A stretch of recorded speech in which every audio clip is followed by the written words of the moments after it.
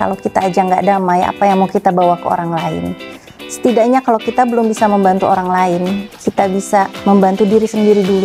Karena nggak ada orang yang bisa membantu orang lain kalau dia belum bisa membantu dirinya sendiri. Ketika kita hidup masih kesulitan keuangan, boro-boro kita mau minjemin duit ke orang gitu. Tapi kita perlu menyadari dulu apa yang bisa aku perbaiki dari diriku sendiri, baru kita bisa membantu orang lain. Ujung-ujungnya buat apa kita berdamai, buat apa kita memperbaiki diri itu supaya menjadi rahmatan lil alamin.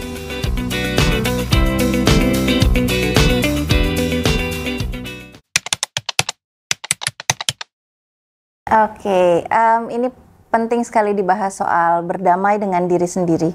Karena kalian akan menemukan bahwa banyak sekali orang yang sangat membawa ketidakdamaian di dunia ini adalah karena dia tidak damai dengan dirinya sendiri. Jadi pentingnya kita berdamai dengan diri sendiri adalah supaya kita bisa membawa kedamaian dalam hidup.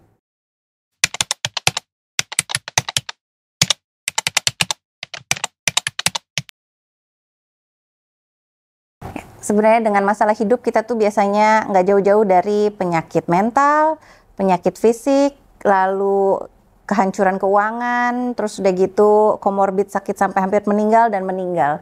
Sebenarnya kita tuh dibangunin dengan ini aja. Kalau kita tidak bisa berdamai dengan permasalahan hidup kita, kita sendiri yang rugi. Jadi terkadang kenapa orang tuh cuma bilang semua masalah tuh jawabannya cuma diterima kok. Karena begitu tidak menerima, badan kita yang kena. Sakitnya di badan. Pertama sakitnya di pikiran hancur terus-menerus akhirnya ke badan. Jadi sakit di badan, termanifestasi di badan. Kalau udah di badan itu susah nyembuhinnya, harus ke dokter spesialis gitu. Jadi baiknya sebelum jadi penyakit di badan, itu perbaiki dulu pikiran. Dan dari pikiran itu kita bisa menerima apapun yang terjadi sama diri kita. Sehingga meskipun biasanya aku ada kata-katanya sih, meskipun aku sakit tapi aku terima. Meskipun aku sedih, aku terima. Dari menerima itu besar sekali, kita bisa menerima bahwa terkadang kita punya kesalahan, kita punya kebodohan, dan semua orang juga bodoh, dan di dunia ini nggak ada yang lebih jago, syai daripada orang lain gitu. Semuanya juga jatuh bangun aku mengejarmu gitu. Kita jatuh bangun mengejar akhirat gitu, ridho ilahi, yang mana sebenarnya selama ini kita sebut itu akhirat, padahal kita hanya kembali kemana kita sebelumnya turun. Jadi yang disebut dengan akhirat itu sebenarnya awalan gitu. Kita harus sadar bahwa hidup kita sebenarnya hanya siklus di mana kita akhirnya diberikan cobaan-cobaan hidup dan bagaimana kita berdamai.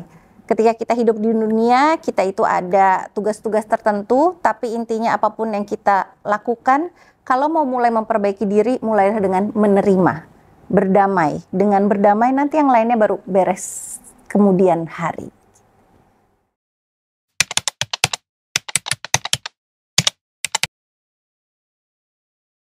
Langkah konkret untuk menerima diri. Yang pertama tadi kan aku udah sebutkan soal journaling ya. Jadi di situ benar-benar bisa, kita kadang-kadang suka klienku ketika belum mulai sesi healing denganku, suka aku suruh sebutkan 3 permasalahan terbesar hidupmu. Karena kadang-kadang aku suruh 10, dari 10 itu sebenarnya cuma dari 3. Jadi ketika kita menyadari dulu apa sih core problem kita tuh dari mana, di situ baru bisa kita beresin. Karena kalau enggak kita akan jadi kaset rusak yang terus kayak aku udah ini terus ini nyambung ke sini, ini nyambung ke sini, ini ke situ. Intinya apapun yang untuk perkembangan dirimu akan ada untuk menjatuhkanmu.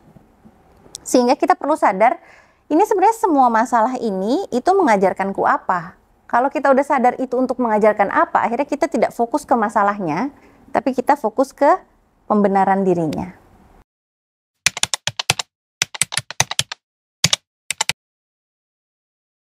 Manusia itu hidup untuk apa? Manusia itu hidup untuk menjadi rahmatan lil alamin. Kalau kita aja nggak damai, apa yang mau kita bawa ke orang lain? Setidaknya kalau kita belum bisa membantu orang lain, kita bisa membantu diri sendiri dulu. Karena nggak ada orang yang bisa membantu orang lain kalau dia belum bisa membantu dirinya sendiri. Ketika kita hidup masih kesulitan keuangan, boro-boro kita mau minjemin duit ke orang gitu. Tapi kita perlu menyadari dulu apa yang bisa aku perbaiki dari diriku sendiri, baru kita bisa membantu orang lain. Ujung-ujungnya buat apa kita berdamai, buat apa kita memperbaiki diri itu supaya menjadi rahmatan lil alamin. Memang fitrahnya manusia itu sebenarnya di dunia ini menjadi rahmatan lil alamin, dan memang bagaimana sudah dicontohkan oleh Nabi Muhammad gitu. Kalau kita lihat hidupnya Nabi Muhammad isinya hanya constant struggle. Jadi kalau misalnya kalian mau bilang, kalau kalian mau merasa kita hidup paling menderita, coba baca kisah Nabi. Itulah kenapa mereka yang menjadi nabi. Jadi kita perlu sadar bahwa entah kenapa nih ya, semakin Tuhan sayang sama umatnya, itu malah derita yang semakin diberikan. Karena memang naik kelasnya manusia itu lewat derita. Jadi dengan kita menulis saja nih derita kita apa saja, dan kita akhirnya mempelajari bahwa why it has to happen to me, di situ biasanya kenaikan kelas kita terjadi. Kalau kita mau bergerak dari victim mode, dari kita merasa korban keadaan, menjadi creator mode. Apa yang Tuhan mau dari permasalahan ini? Begitu. Oke. Tips dan cara berdamai dengan diri sendiri. Tadi untuk mengenal diri sendiri aja, ada sesi yang tadi ya, mengenal diri sendiri bisa dengan journaling. Nah, kalau sudah mulai mau mengenal diri sendiri, kalau aku sarankan biasanya aku dengan meditasi.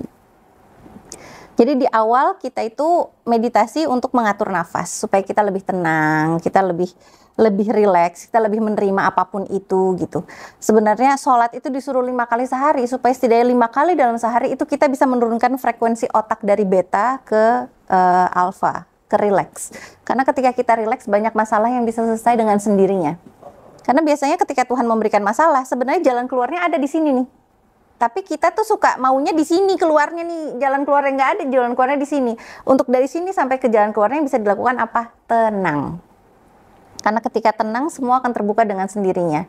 Jadi kalau untuk yang berdamai dengan diri sendiri ini, baiknya adalah dengan bermeditasi, dengan self-talk, dengan ngobrol sama diri sendiri, melihat apa sih sebenarnya kesalahan-kesalahan diri yang perlu kita perbaiki. Jangan lupa untuk memaafkan diri sendiri dulu, jangan lupa untuk menyayangi diri sendiri dulu. Setelah ini kita akan bahas soal menyayangi diri sendiri. Oke, jadi begitu ya tips-tips untuk berdamai dengan diri sendiri. Karena kita hidup di saat ini. Kalau kita hidup di saat ini terus kita tuh kerjaannya mikirin yang udah 5 tahun yang lalu, 10 tahun yang lalu, berat. Jadi semoga teman-teman terus semangat untuk berdamai dengan diri sendiri. Jangan lupa sharing juga sama aku apa yang sudah dijalani. Ingat, ada aku yang menemani. Kadang-kadang aku punya banyak banget teman virtual karena mereka nggak dapat support di kehidupannya mereka. Jadi sharing ke aku aja atau ke tim Tauhid Cinta. Sampai ketemu ya, dadah.